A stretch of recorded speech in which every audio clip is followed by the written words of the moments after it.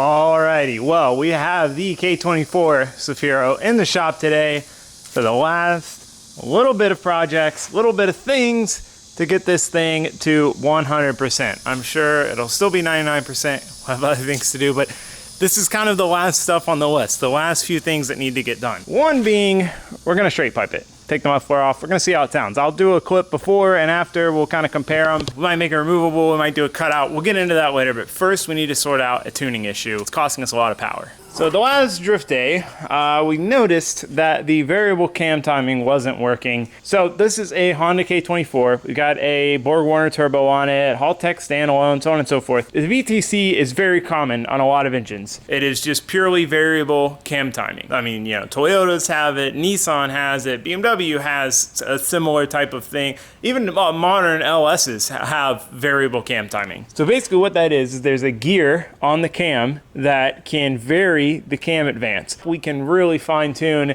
the engine's power band by adjusting the cam advance throughout the RPM range. Again, it is constantly variable. We can change it at any point in time. So there is a lot of power to be had in that variable cam timing. What makes them different is the VTEC. What the VTEC does is it's basically like letting you have two different camshafts. A stock camshaft is going to be good for low end power and drivability. Once you start going bigger and bigger and bigger on the camshaft, you start making a lot more top end power, but at the sacrifice of drivability and low end torque. So what Honda did is they made VTEC. So basically you have essentially the normal cam that runs, and that's your drivability / low RPM.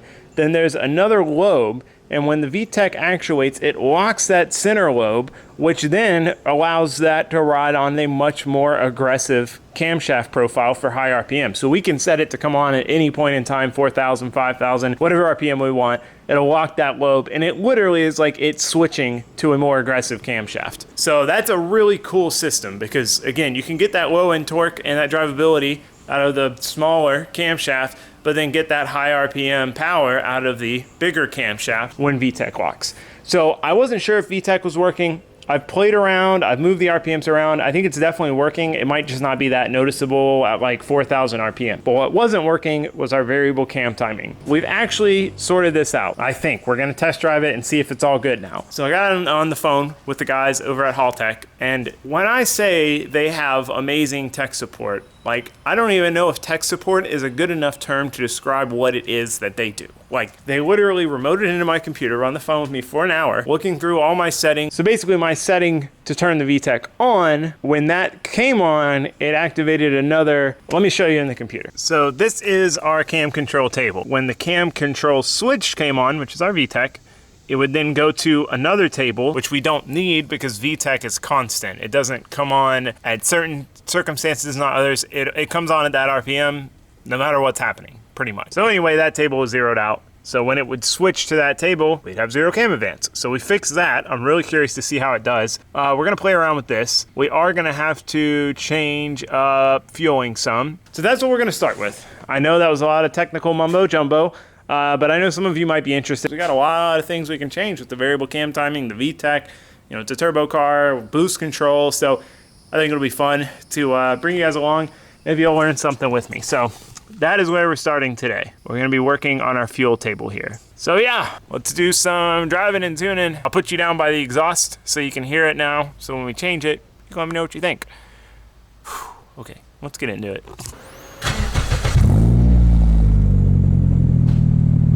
All right, boys, let's do some tuning. I changed the VTEC. I had it up at like 5,000 RPM just to make sure it was coming on. I also changed the variable cam timing. I took a lot out up top just to see. That's something where we'll really have to dial in on the dyno where we can look at the power curves. But I just kind of want to experiment with it. It's the only way to learn.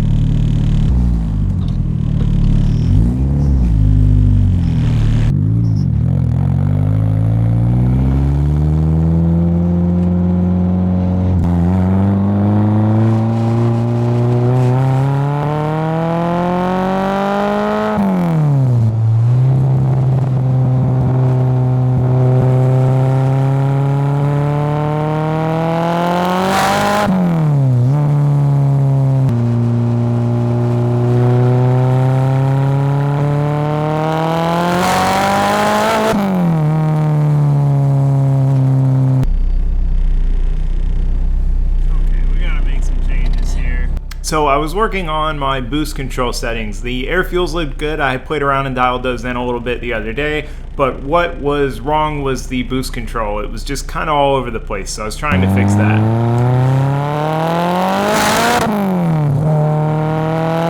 So that weird sound isn't just the mic acting up, it's a weird breakup we were experiencing, and I think it's to do with it over boosting a little bit. It was getting to like 16, 17 pounds.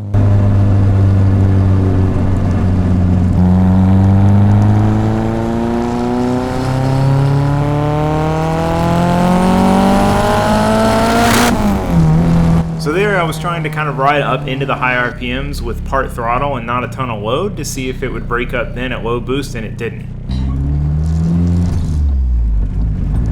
Alright, I turned spool assist off. I've had it on, but it's like it overshoots it and then it drops back to like no boost at all. It's really weird.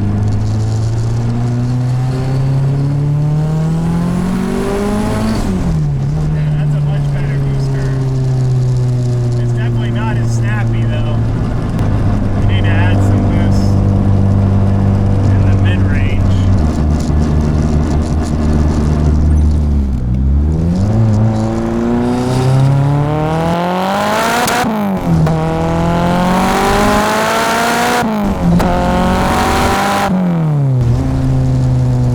Ooh, she's peppy.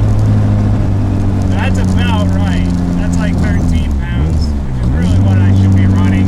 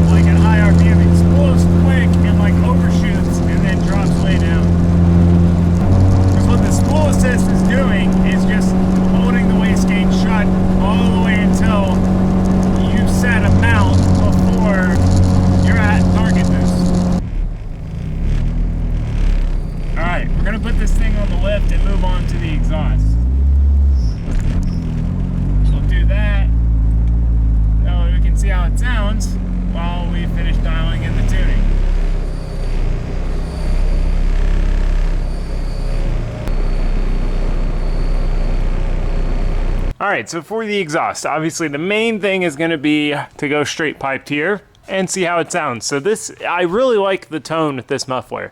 But again, at drift events, man, you just can't really hear this thing. If there's any other car anywhere on track, you cannot hear this car, not one bit. So I'd like to see how it is with the straight pipe. It really might not be that loud. We're used to K-Series with 4-inch hood dumps. You know, we have a full exhaust. So the turbo acts as a muffler. So even with a straight pipe, it might still be street friendly. I don't know, we'll see. But what we're gonna do is V-band it where we put the straight pipe section on so we can swap back and forth if we want to.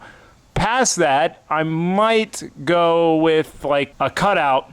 The problem is with the gas tank being here, we don't want to dump the exhaust here because it'll heat up the gas tank. But first off, this is just trial. Let's see what happens with it straight piped and what it sounds like.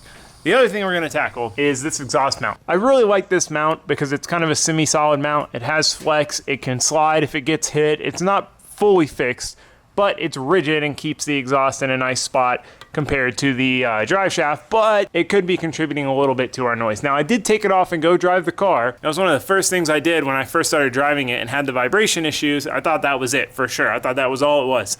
That wasn't it, but it made maybe a slight difference. It's kind of hard to tell, but you know, if it makes any difference, I think it's worth redoing it in the name of street car. So what we're gonna do is build a little plate that's gonna bolt on here. That'll have our hanger spot for our bushing, and then there'll be one coming off the exhaust here. So that way we can hang it with the rubber bushing here. We've got plenty of clearance with the exhaust this low, and it's still miles, honestly, from the drive shaft. So I think we'll be fine going with a softer mount that has a little more give to it. Because we also have more transmission mount clearance than we did before with the old valve spring transmission mount. So anyway, I'm jibber jabbering. We need to turn this into metal. So let's get to it.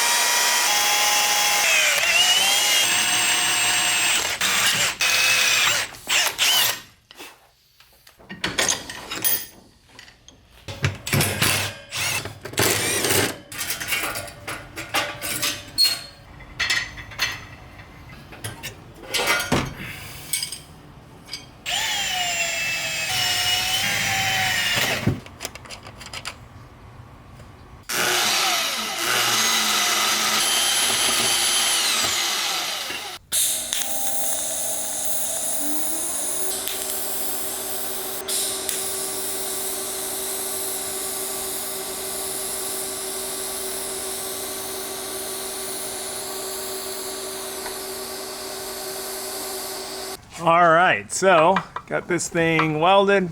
Oh, it's still a little toasty. Got it bolted in. Now I need to tack this rod to the exhaust, but before I drag the welder out here to do that, I want to work on this part. That way I only have to drag it out here once to tack everything in the car. So now we need to go ahead and cut this. It honestly kind of kills me that I'm about to just cut this because I spent so much time making it fit perfect, and it fits perfect, like the muffler and the cutout, but we got to try it. We gotta try it.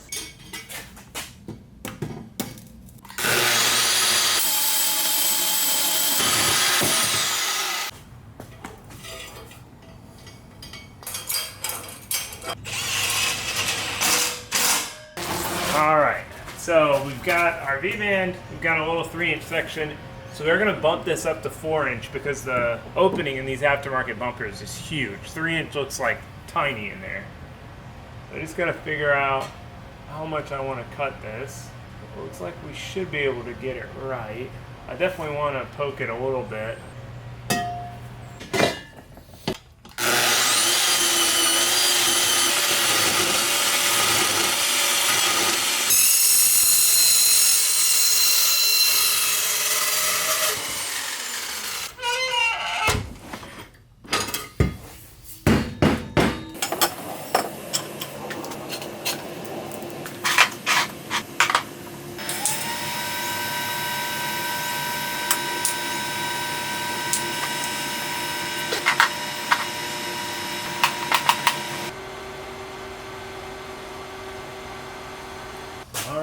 We got both hangers done. Yeah, barely dropped. Nice and tucked up against the bumper.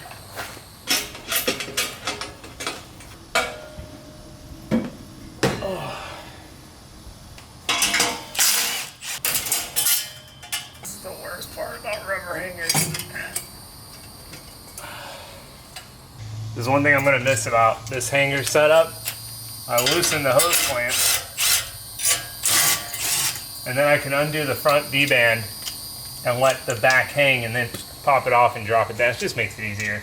Oh, I gotta pull the wide band out.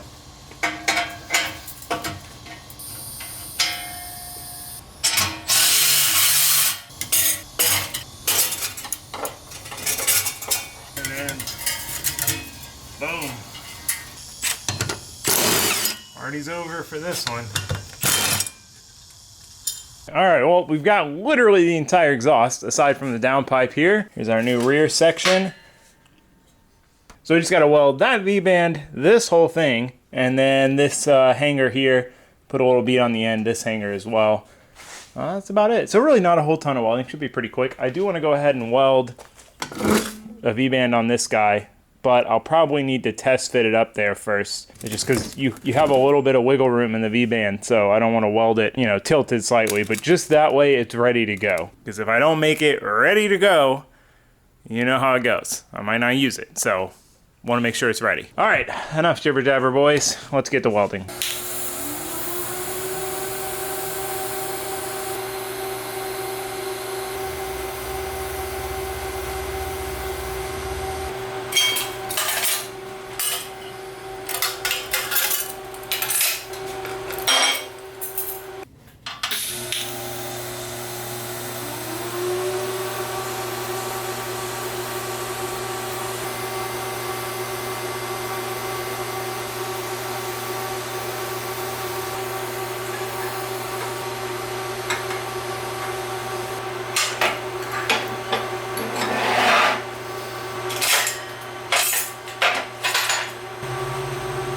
Not too shabby. V-bands are always really easy to weld. What a color.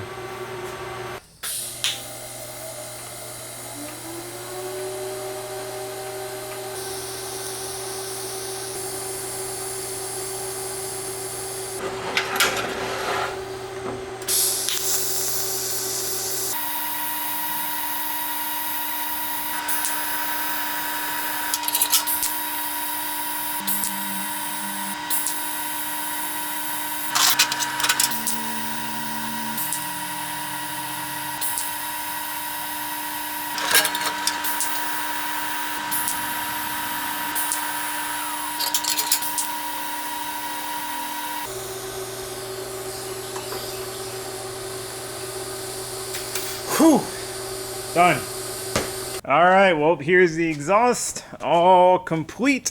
It's always fun to see them out of the car. I'm really happy in general with how straight I was able to get this exhaust. Usually the V8 stuff, there's all these twists and turns. We were able to go pretty much straight most of the way out, but yep, here it is. Yeah, I'm happy with it. I mean, it is a bummer I used that old reducer because the ones I ordered late, because I'm a slacker and didn't expect to be here in time, showed up today, like a little earlier, so could have used the nice new one, but hey, we don't even know if we're gonna like this, so really we need to quit jibber jabbering about it, get it back in, and see what it sounds like. So do the old snapperooski here. Ta-da! Man, it looks good in there. It fits perfect. I'm really happy everything still fits where I wanted it. I did tuck this to where it's literally touching the bumper, but I wanted it as high as possible. So, like I said, most definitely are going to have to cut that down, and it got dented. But anyway, we'll have to cut this. But let's drop it down. Let's see what it sounds like. Because before we go on a drive, we've got more to do. So.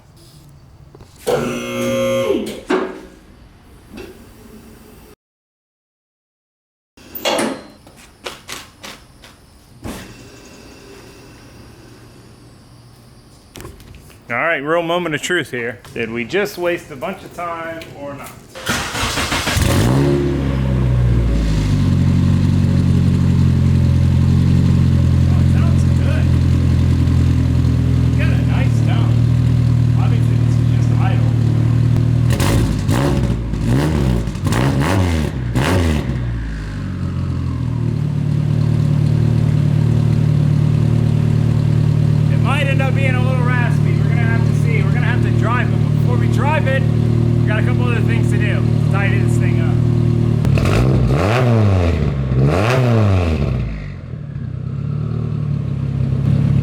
Let's do our other work.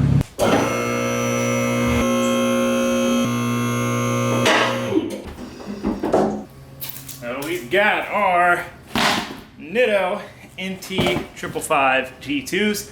Really excited to try these. We're going to use them on the front, get rid of these old bunk tires. This one's got a leak, and anyway, get these off, finally put some nice tires on them.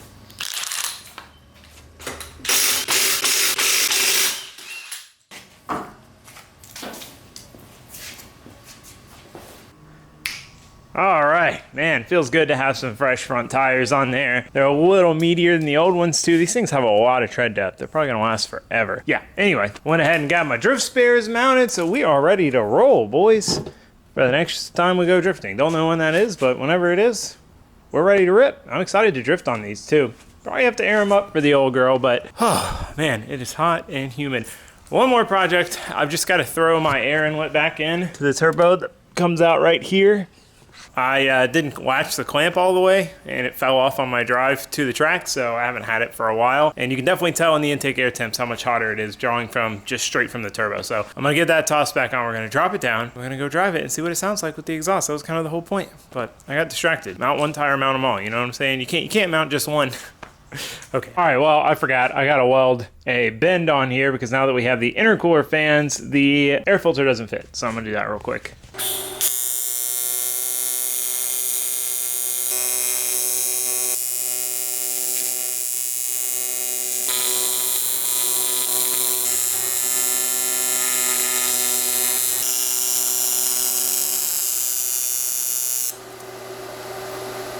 Alright, now we just gotta let that cool down. We can toss it all back together. I guess, we don't really need a bead on this. It's not under boost pressure. Alright, intake is back in. We got some clearance. Now our filter is really even in a better spot. It's further forward towards the bumper. It'll be kind of out of the splash zone when we drive in rain. So I'm good with it, and we can go with a bigger filter there if we want. We were limited where I had it before, so I did have to make it two-piece. I wasn't sure if it was gonna fit, and no, it wasn't happening. Not without taking a bunch of stuff off, which kind of defeats the purpose. Might as well just make it two-piece. So it's two-piece now. It's all clamped, it's all done. We got an air inlet.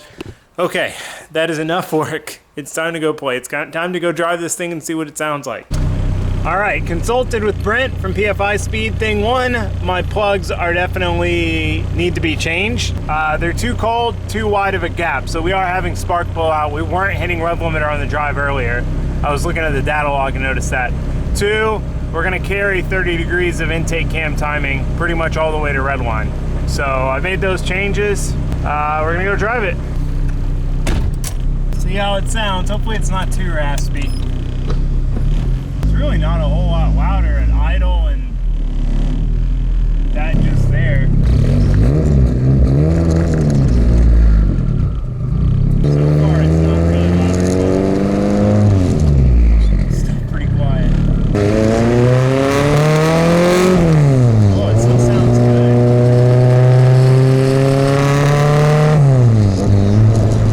Okay, so far I'm good with it.